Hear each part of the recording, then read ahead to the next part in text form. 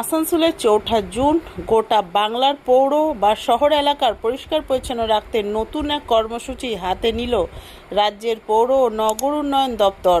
মূলত যন্ত্র দিয়ে পরিষ্কার করা ম্যানহোল ব্যবহারের ওপর জোর দিতে বৃহস্পতিবার থেকে আসানসোলে অ্যাড মাই বিন প্রকল্প শুরু হলো। এদিন থেকে রাজ্যের পৌর নগর উন্নয়ন মন্ত্রী অগ্নিমিত্রা পাল আসানসোলের সার্কিট হাউসে অ্যাড মাই বিন অভিযানের উদ্বোধন করেছেন। এই অভিযান চলাকালীন তিনি রাজ্য জুড়ে পরিচ্ছন্নতার ব্যবহারে জোরদার করার জন্য বেশ কিছু গুরুত্বপূর্ণ ঘোষণা করেন।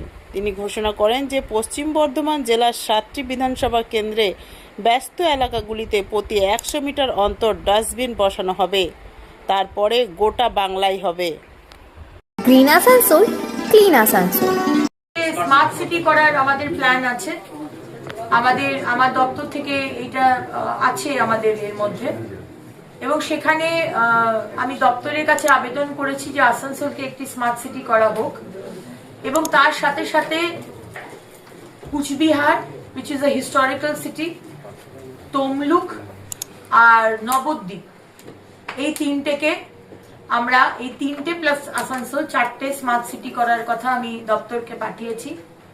আগেই খুশি হয়ে যাবেন না, আগে এটা পাস হোক, তারপরে আমাদের আসানসোলকে স্মার্ট সিটি করার যা যা দরকার সেটা আমরা করব।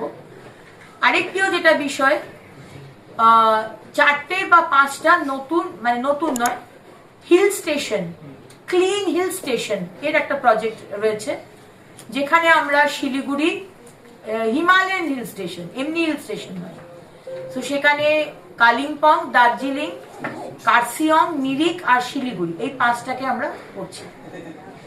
লাস্ট একটা প্রশ্ন আছে, 2021 সালে যারা